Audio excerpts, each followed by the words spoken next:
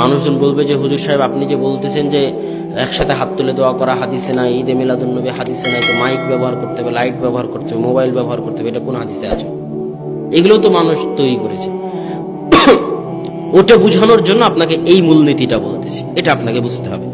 সেটা কি, দুনিয়াবি জীবনে আল্লাহ এবং আল্লাহ রাসূল যা নিষেধ করে গেছে তা বাদ দিয়ে কিয়ামত পর্যন্ত যা হবে সবই কি, জোরে বলেন, সবই কি হালাল। সন্দেহ হচ্ছে নাকি আপনাদের? সন্দেহের কোনো অবকাশ নাই। আর যেমন একটা উদাহরণ দেখেন, খাওয়ার ক্ষেত্রে আল্লাহ কোরআনে বলেছে হুররিমাত আলাইকুমুল মাইতাতু ওয়াদ-দাম, তোমাদের জন্য হারাম করে দিয়েছি মৃত জিনিস, তোমাদের জন্য হারাম করে দিয়েছি রক্ত, তোমাদের জন্য হারাম করে দিয়েছি লাহমুল খিনজির, শুকরের গোশত, তা আল্লাহ হারাম করেছে।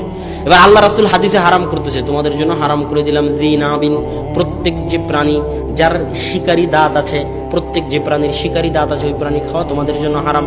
যি মিখলাবিন, প্রত্যেক যে প্রাণীর থাবা আছে ওই প্রাণীর গোশত খাওয়া তোমাদের জন্য হারাম। প্রত্যেক যে প্রাণী ময়লা খাদ্যদ্রব্য অপবিত্র জিনিস ভক্ষণ করে তারা গোশত খাওয়া তোমাদের জন্য হারাম। সেবাউন, প্রত্যেক যে প্রাণী হিংস্র সেই প্রাণীর গোশত খাওয়া তোমাদের জন্য হারাম। এগুলো সব কে হারাম করলো? আল্লাহ রাসূল। তাহলে আল্লাহ আর আল্লাহ রাসূল যা হারাম করলেন তার সমষ্টি দাঁড়ালো কি? তার সমষ্টি দাঁড়ালো মৃত জিনিস, রক্ত, শুকুরের গোশত, থাবাওয়ালা পশু, শিকারী দাঁতওয়ালা পশু, হিংস্র পশু, অপবিত্র জিনিস ভক্ষণ করে এমন পশু, এদের সবকিছুর গোশত খাওয়া কি হারাম। এখন কিয়ামত পর্যন্ত এগুলোর বাইরে, আল্লাহ রাসূলের যুগে পোলাও ছিল, হায়দ্রাবাদি বিরিয়ানি ছিল, চিকেন বার্গার ছিল, বিফ বার্গার ছিল, ছিল নাকি? কিছুই ছিল না। কিয়ামত পর্যন্ত আরো যত খাবার আবিষ্কার হবে যার মধ্যে এগুলো থাকবে না, সব কি হবে? হালাল হবে। মানুষ যত বানাতে পারে পারে, কোনো সমস্যা নেই।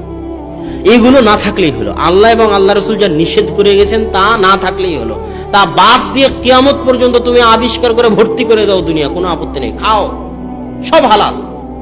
শুধু এগুলো না থাকলেই হলো, সবই হালাল, এগুলো না থাকলে হলো। এটা হলো দুনিয়ার ক্ষেত্রে নিয়ম। ব্যবসা বাণিজ্যের ক্ষেত্রে আল্লাহ আল্লাহ রাসূল যা নিষেধ করে গেছে তা বাদ দিয়ে যত ব্যবসা দুনিয়াতে আবিষ্কার হবে করো, যত আবিষ্কার করতে পারো, সব ব্যবসা হালাল। আল্লাহ এবং আল্লাহ রাসূল যা নিষেধ করে গেছে তা থাকা হবে না, সুদ থাকা হবে না, ধোঁকা থাকা হবে না, যত নিষেধ করে গেছে সেগুলো বাদ দিয়ে বাকি যা থাকবে সব হালাল। এটা কিসের ক্ষেত্রে গেল? কথা বলেন, কিসের ক্ষেত্রে গেল? দুনিয়ার ক্ষেত্রে। এবার ইবাদতের ক্ষেত্রে সম্পূর্ণ উল্টা, সম্পূর্ণ উল্টা। ইবাদতের ক্ষেত্রে আল্লাহ এবং আল্লাহ রাসূল যা বলে গেছেন, যা করে গেছেন, তাদের মৃত্যু, আল্লাহর রাসূলের মৃত্যুর পরে আল্লাহর বলে যাওয়া কোরআন থেকে, আল্লাহর রাসূলের বলে যাওয়া হাদিসের বাইরে সরিষা সম পরিমাণ, চুল পরিমাণ, বিন্দু পরিমাণ আমি যদি ইবাদতের মধ্যে বৃদ্ধি করি তাহলে সরিষার নাম হবে বেদাত, ওই চুলের নাম হবে বেদাত, ওই বিন্দু পরিমাণ বৃদ্ধির নাম হবে বেদাত।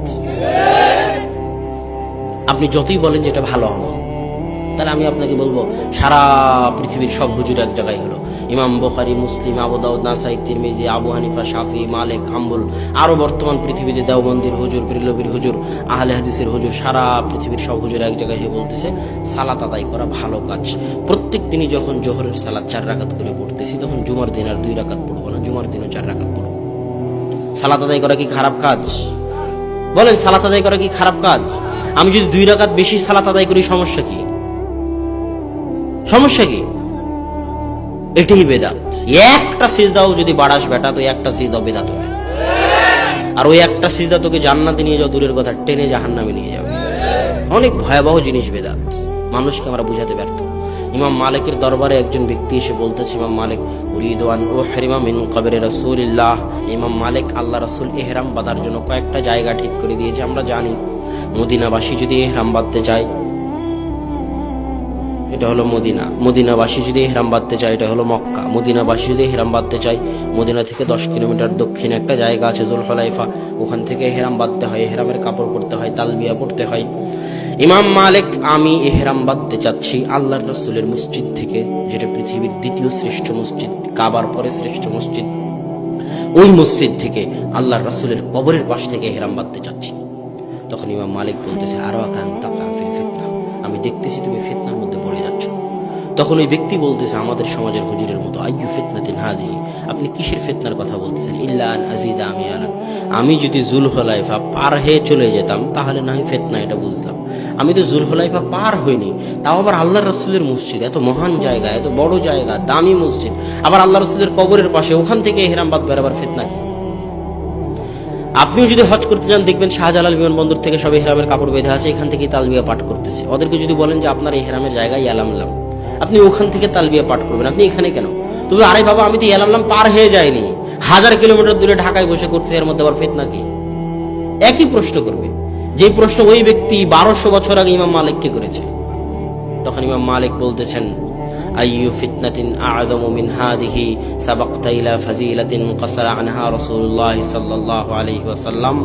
এ আল্লাহর বান্দা, এর চাইতে বড় ফিতনা দুনিয়াতে আর কিছু হতে পারে না, এর চাইতে বড় ফিতনা দুনিয়াতে আর কিছু হতে পারে না যে তুমি এমন ফজিলতের পিছনে ছুটতেছো, এমন আমলের পিছনে ছুটতেছো, যেই ফজিলত, যে আমলের পিছনে দুনিয়ার সবচেয়ে তাকওয়াবান, সবচেয়ে পরহেজগার, সবচেয়ে আল্লাহ ভীরু মুহাম্মদ সাল্লাল্লাহু আলাইহি ওয়াসাল্লাম করেননি।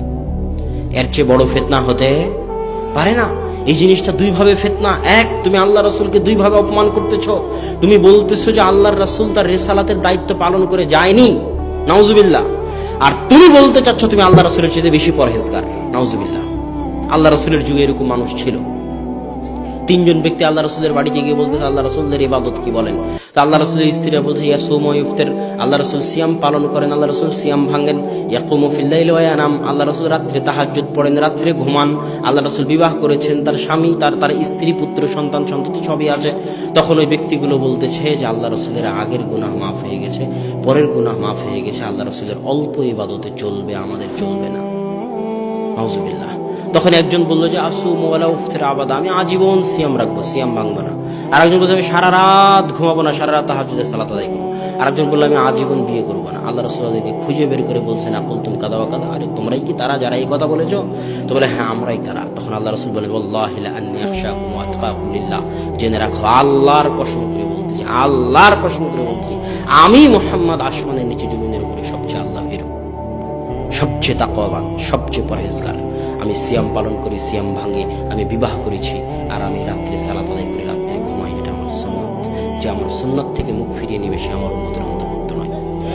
যত বড় হুজুর হোক, যত বড় ইমাম হোক, যত জ্ঞানী হোক, যত পাগড়িওয়ালা হোক, যে আল্লাহ রাসূলের ইবাদতকে ছোট মনে করে নিজে থেকে ইবাদত আবিষ্কার করতে চাইবে, সে আল্লাহ রাসূলের উম্মতের অন্তর্ভুক্ত হতে পারবে না। কিয়ামতের মাঠে আল্লাহ রাসূল তাকে সুহকান সুহকান সুহকান লিমান গায়্যারা বাদি, দূর হও, দূর হও, দূর হও, যে আমার পরে আমার দিনের মধ্যে পরিবর্তন করেছো, সুই ঢুকিয়েছো, সরিষা ঢুকিয়েছো, এদের আজকে হাউজে কাউসারের পানি পান করার ভাগ্য হবে না, দূর হয়ে যাও। অতএব সম্মানিত উপস্থিতি, বেদাত অনেক ভয়াবহ জিনিস। আমাদেরকে শিরক থেকে বেঁচে থাকতে হবে, বেদাত থেকে বেঁচে থাকতে হবে, সুন্নাতের উপর আমল করতে হবে, তাওহীদের উপর আমল করতে হবে। যে জায়গায় সবচেয়ে বেশি বিভ্রান্তি হয়, আহলে হাদিসেরা বেদাত বলতে বলতে বলতে বলতে ইবাদত করার কোনো ইবাদতই রাখেনি। বলে না, বলে না? আরে 20 রাকাত সালাত আদায় করবো তারাবির, সেটাকেও এরা বাদ দিয়ে দিল। একসাথে হাত তুলে দোয়া করবো, সেটাও বাদ দিয়ে দিল। বাদ দিতে দিতে দিতে দিতে ইবাদত করার মতো কোনো ইবাদতই নাই। বলে না, বলে না? তাদেরকে বলেন যে ভাই, আপনি সারা কোরআন খুঁজেন তো, সারা কোরআনে আল্লাহ কোথায় বলেছে যে আমি দেখতে চাই তোমাদের মধ্যে কে বেশি আমল করে? আপনিও খুঁজবেন সারা কোরআন, যে সারা কোরআনে আল্লাহ কোথাও বলেছে নাকি যে আমি দেখতে চাই তোমাদের মধ্যে কে বেশি আমল করবে। কোরআন খুঁজেন, সারা কোরআন খুঁজে দেখবেন আল্লাহ যেখানে আমলের কথা বলেছে ওখানেই বলেছে মান আমিলা আমালান সালেহ, যে সৎ আমল করবে। আল্লাহ বলেনি যে অধিক আমল করবে, আল্লাহ বলেছে যে সৎ আমল করবে। আইয়ুকুম আহসানু আমালা, আল্লাহ পরীক্ষা করতে চান কে তোমাদের মধ্যে উত্তম আমল করেন। আল্লাহ বলেননি কে তোমাদের মধ্যে অধিক আমল করেন। সারা কোরআন খুঁজেন। আমার চ্যালেঞ্জ, আপনি আমার কথা কেন বিশ্বাস করবেন? কোরআন খুঁজে দেখেন। আল্লাহ সব জায়গায় যেখানে আমলের কথা বলেছেন ওখানে কি আমলের কথা বলেছেন? সৎ আমল। কি আমলের কথা বলেছেন? উত্তম আমল। সৎ আর উত্তম। তুমি যে 1000 রাকাত সালাত আদায় করো বেটা, আর ওই 1000 রাকাত সালাত যদি উত্তম না হয়, যদি সৎ না হয়, তো 1000 রাকাত সালাত জান্নাতে নিয়ে যাও, দূরের কথা জাহান্নামে নিয়ে যাবে। আর যদি একটা সিজদাও সৎ আর উত্তম হয়, তো একটা সিজদাই জান্নাতে নিয়ে যাবে। সৎ উত্তম কেমনে হয়? 2টা শর্ত থাকলে সৎ উত্তম হয়। 1, ইখলাস থাকতে হবে, আল্লাহর সন্তুষ্টির জন্য হতে হবে। 2, আল্লাহর রাসূলের সুন্নাত অনুযায়ী হতে হবে।